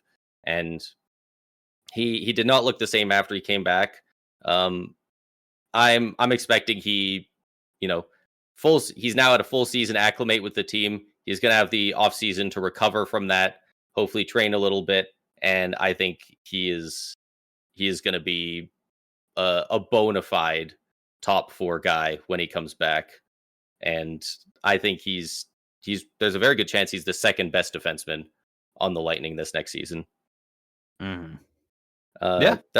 There's also like Gage Gonsalves easily could have been said 60 points, or sorry, 60 games played, 20 points last season, 8 of them goals. His shot especially is really good, and he just got better as the season went. I think he's probably going to be on the third line this next year, and I think he could take a really solid step. Honestly, a guy like Oliver Bjorkstrand too. He was half a point per game, 9 points, 5 of them goals in 18 games. I think he's probably at least starting the season on the right wing on the second line, and he is one of, I think, 2 forwards on the Lightning that are right-handed. And Braden Point's already on the top power play, so I think he's probably going to end up being in Stamkos's spot for good stretches of the year. So I definitely think Bjorkstrand can improve on his numbers from last year quite a bit as well. Yeah, I admit it wasn't a guy that I really thought about picking, but I think that's a great pick there. And to wrap it up with our final team, the Toronto Maple Leafs. And no, we cannot say Mitch Marner. Oh, I thought he was going from 100 points to 140. I'll keep this really short and sweet because I think this is the easiest pick by far. Matias Maccelli. 2 years ago with Arizona, 82 games played, 57 points, 17 goals, 40 assists.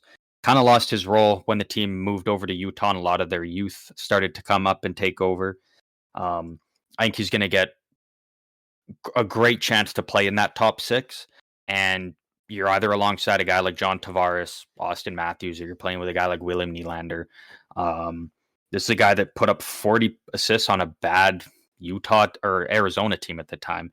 You put him with guys that can put the puck in the net, like Tavares, Matthews, Nylander. He can put up some good numbers with that crew there. And he's just a guy that needed to change his scenery more than anything. Yeah, definitely. Yeah, no, I really like that pick actually. That was probably my second pick. My first one though, there's probably people that really agree or really disagree. I feel like there's not going to be a ton in between, but I'm going Matthew Nyes. Okay. 78 games last year, 29 goals, 29 assists for 58 points. Like, this guy is, for 22 years old, he's freaking good. Like, yeah. And with Mitch Marner out, that only increases his stock and where he can go in the lineup. I think now he gets to be consistently stapled to that top power play unit, playing with all that talent. Like, I really think he could take a big jump from 58 points. Like, he could, I would not be surprised if he hit 70, 75. Wouldn't be that shocking. I think around that 75 mark is where he could very realistically end up. Yeah. So, yeah, I'm definitely expecting big things from him. That's a great pick, and that's a terrific player. Toronto's regardless of losing Marner, they're still gonna have a very good top 6. I'm surprised at how many people are just writing them off for next season. They're like, oh, they lost Marner, and they were already not able to win, so they're like I'm seeing a lot of people being like, they're not going to make the playoffs, and like that, they're gonna have to fight more for it for sure. But the way people are emphatically being like, they're not going to make it, they're not even going to be that close in the hunt, like that seems a bit of a knee-jerk reaction to me. Yeah. I don't agree with people on that. Other than Marner leaving, some good moves. But that is officially all 32 teams we have gone through giving our breakout player predictions for this season. If you agreed with any of our picks, if you disagreed, if you had other players, you can let us know through any of our socials. The links to all of our socials are in the description across all episodes, across all platforms.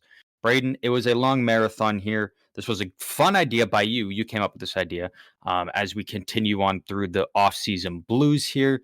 But we're at that time where I must ask you for your final thoughts. Final thoughts. It's incredibly rare that a team, any team really, goes the full season without having one breakout star or maybe a bounce back year. So if you think we got the wrong guy for your team, yeah, let us know on socials if we got it wrong and who you think is going to be the guy, because somebody on every team is going to have a better year than last year, even if Yeah. it's a new guy coming in. There always is. There always is. But that is it for this episode. Once again, hope y'all enjoyed. And as always, we will see all of you out on the ice next week.